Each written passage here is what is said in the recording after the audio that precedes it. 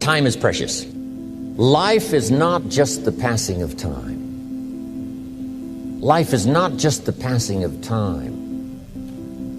Life is a collection of experiences, their frequency and their intensity.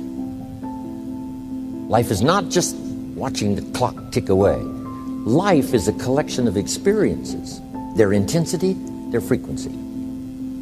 When my friend Mark died at age 44, someone says, that's young to die. But what if he lived 4 lifetimes in one? It might not be too young. Whatever the span of your life turns out to be, here's what you want to fill it up with: experiences and the intensity of those experiences. But now let's talk about the management of time. Here's the first one. Ignore the subject. I mean, that's good advice. Don't let anything overly bug you.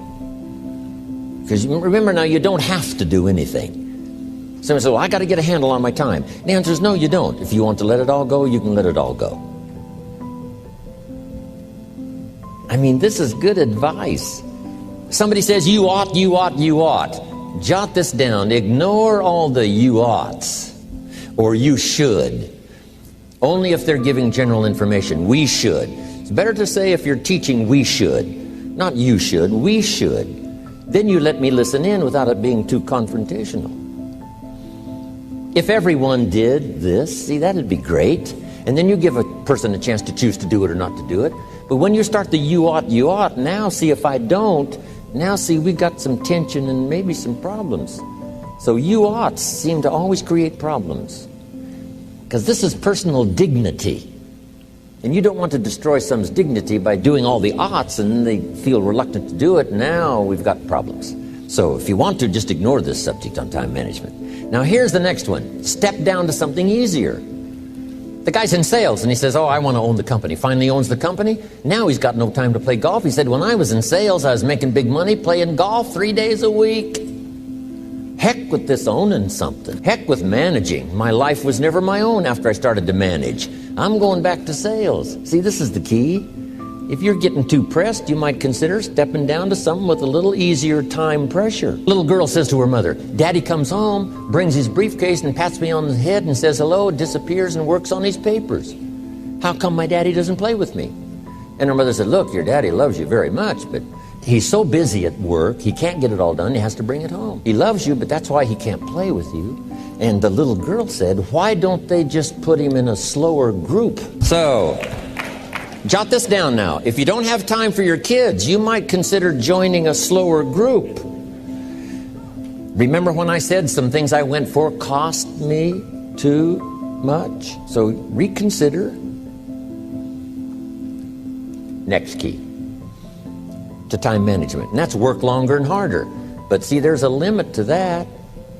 I almost lost my health the first year. I went so crazy about personal development and achievement. I just went bonkers. You know, I told you I was skinny, but at the end of that first year, I was a walking shadow. And then it suddenly occurred to me, what if I got rich and too ill to spend it? I mean, that was a shocker. So I started developing a little more reasonable, because I said, if 12 hours won't do it, I'll work 14. If that won't do it, I'll work 18. I mean, how many hours it takes. And sure enough, it cost me too much.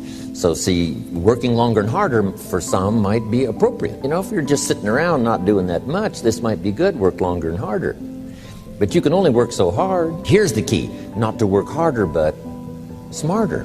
When you've worked as hard as you can, doing the best you can in terms of physical output in the time, reasonable time. Now here's the ultimate in the management of time, and that is you simply become more skillful. When I first got into sales, you know, I was around people that could get, 9 out of 10, 8 out of 10. And when I first started, I could only get 1 out of 10.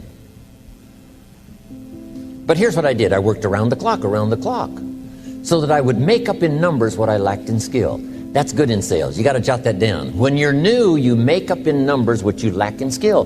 Now, when you become more skillful, the numbers can go down because now your persuasive ability and all of that is now so high that you don't need to put as many numbers out. But at first, if you want to compete or if you want to really get good, you've got to put in the numbers. But if you get more from yourself, develop more of yourself, now the time management becomes an easier task. Now here's the next thing. Either you run the project or it runs you. I found out when you start something, at first you're in charge. All of a sudden, a year later, it's in charge. Some of the companies I started, I'm telling you, I'm in control. A couple of years later, I'm out of control. At first, I've got it on the run. 2 years later, it's got me on the run. Haven't got enough time. I'm dizzy with trying to get it all done. So here's part of the key, and that's to get in charge. It's easy to start something. First thing you know, you're out of control. It's in control. The enterprise you get started now runs you ragged. Because I did that when I had the whole 13 offices and the big entourage. I'm telling you, it was like short nights and long days and just sort of the never-ceasing demand for time and activity, which was fine. At that time in my life, it was fine. And created a lot of good results and laid some good foundation for a lot of future careers that came from those unique times. There's a pretty long list of people who were inspired by it and educated by it and participated in that program I had going. But then I rechanged the format to sort of rearrange my own life personally, which has paid off for me. Now I have a heavy workload, but if you finally get to the place where you have most everything done for you, I still farm in Idaho, but I'm what's known as a gentleman farmer. A gentleman farmer gives orders and other people do the work. It's different than being a farmer doing the work yourself. I know that because I was raised in the farm country where I still have my farm, but now I have the luxury of participants who look after my agriculture, look after my home building. My daughter looks after all of my accounts and my residences and my real estate, and I have good partners in business. That's extra luxury, where you can do your specialty and other people working make it valuable. Here's what I discovered that happens to you in life, that you will go through things, and while you're going through them, you can't understand why it's happening to you. But after you go through it and you get back and you look at it and you say, oh, now I understand why I needed that lesson. Have you ever happened to you? Raise your hand. Has it ever happened to you that I couldn't understand it then? But after I got through it, then I saw that that was preparing me for bigger and better things. That as you go through the challenges of life and you look at it and embrace whatever comes to you, don't run from it. Step toward it. Don't try and duck it like most people do. See, most people want it easy. See, easy come, easy what? Easy go. See, but when you go at what you're going to deal with and you deal with the difficulties of it, when you handle those hard things close at hand, making those hard decisions right now that you don't want to make, learning those things that you don't like to do, but you know that in order for you to get where you want to go, this is one of the hoops that you have to flip through. And I'm saying to you, whatever you got to do, do it, because if you don't, life is going to whoop you until you surrender and say, okay, all right, I cooperate, okay, I learned, okay. It had to wear me out a long time. So if it's hard, then do it hard. I want you to live the life you were meant to live. You hear me? Not the life that was given to you. I'm a high school dropout because that's the life my daddy gave me. But I've been married almost 28 years and 2 kids by the same woman, which is not my experience. I got brothers and sisters. None of us had the same parents. Because I made up in my mind, that's the life y'all gave me. Yeah. I'm not taking that no more. I don't want to be on crack. I've never drank, I never smoked, and I'm not against it. I just didn't do it because my family was doing it and they wasn't winning doing it. Uncle died of cirrhosis of the liver. I'm like, bro, I'm not going out like that. Uncle's in prison. I wasn't meant to be in prison. I got married at 19, y'all. I was meant to live with a woman. I'm just being real. I'm just being real, bro. I ain't mad at you, bro. I'm just being real. It's some dudes, they like, I'm hardcore. I'm not hard. I'm not hard, bro. I promise you, I'm not hard. I don't want to be with no dudes all day, every day. I'm gonna need a break. I'm gonna need a break from that. I'm just being real. I'm gonna need a break from me and my man in the same bunk, and I ain't got no privacy. I'm gonna need a break from that. I'm just being real. I'm gonna need a break from prison food. I'm gonna need my grandma cooking at some point. I'm just being real. Just be honest when you walk out of here.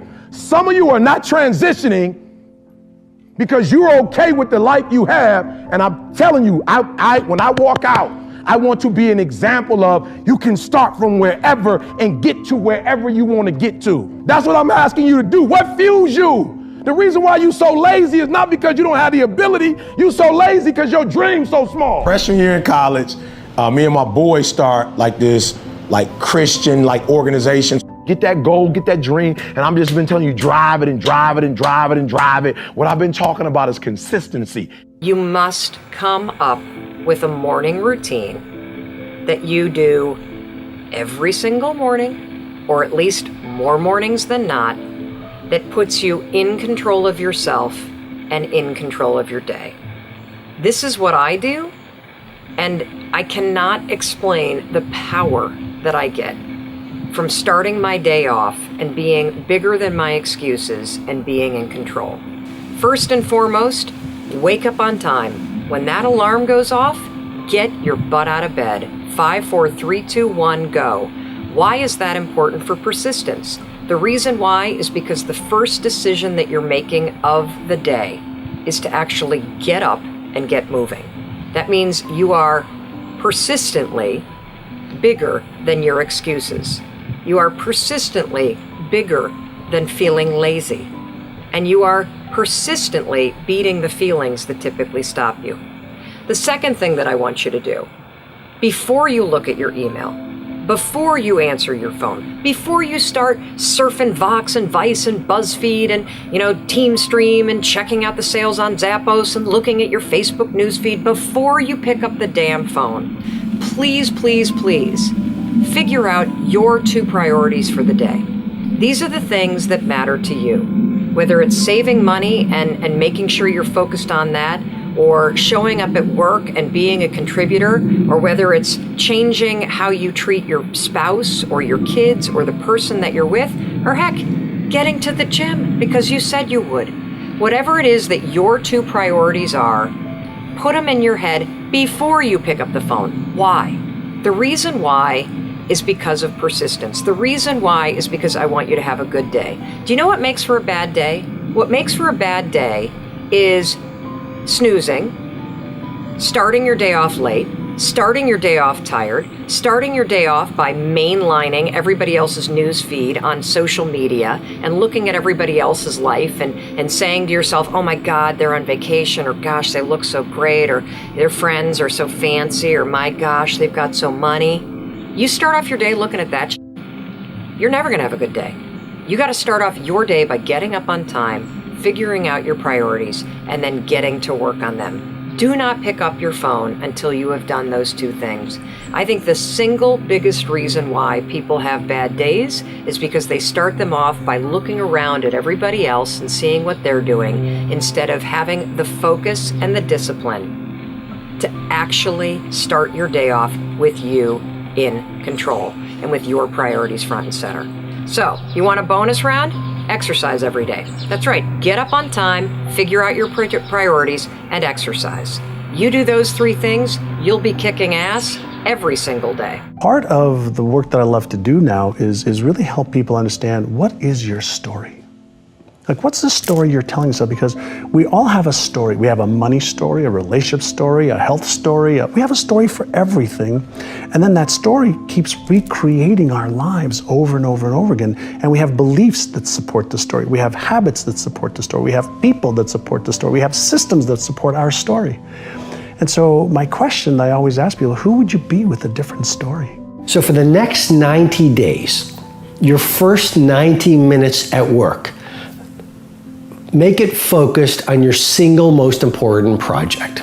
I'll repeat that again. For the next 90 days, the first 90 minutes of your workday, focus monomaniacally on your single most valuable project. I call it your game-changing move. So it might be creating a new piece of code that will revolutionize the marketplace. It might be a new product that when you launch it will fill a need within your industry that no peer is currently providing. I don't know what your game-changing move is, but this is your poetry. This is your magnum opus for the next 90 days. So what most people do is, people who are playing at victimhood, people who are in the 95%, people who are making excuses about ordinary results in their life. A lot of them are not doing the things that would give them legendary results. And what they do is they get to the office, and rather than using prime time for activities, they use their best hours watching dancing cats on whatever it is, whatever the video platform is.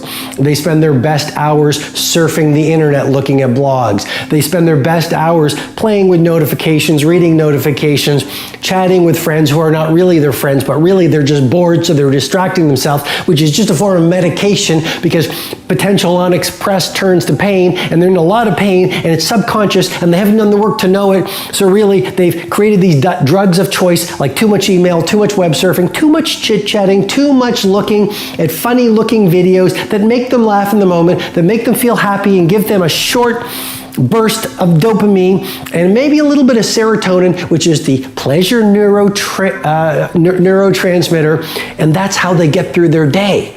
And all I'm saying is there is so much distraction available to you out there that if you are not acutely careful, it will dominate your days. What I'm really trying to say is this: a ritual for you to run and dial in and hardwire to the point of automaticity, that's the word the researchers use when a habit becomes your new normal, over 66 days, is the 90-91 rule. And to give it to you again so you really remember it, for the next 90 days, your first 90 minutes, create a tight bubble of total focus so that no one can distract you. Turn off your devices, put them in a little plastic bag, put some reminders on your door, maybe some Post-it notes that this is my tight bubble of total focus for the next 90 minutes.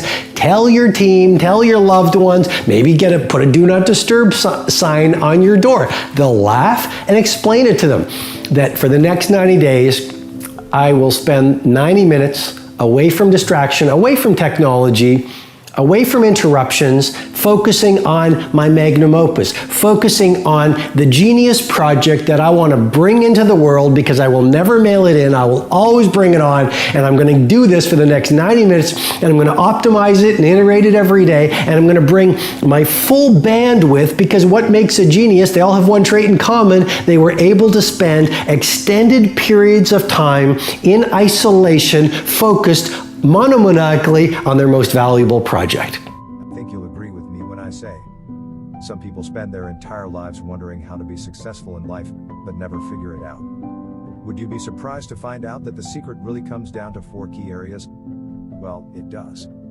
You see, personal success is achievable for anyone who practices the 4 areas, or keys to success as I call them. Everyone wants personal success and to learn the keys to success.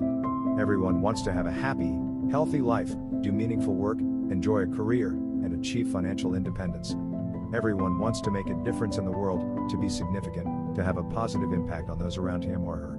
Everyone wants to do something wonderful with his or her life. Over and over, I have found that the keys to success are a single piece of information, a single idea at the right time, that can change your life in the right situation. I have also learned that the great truths are simple,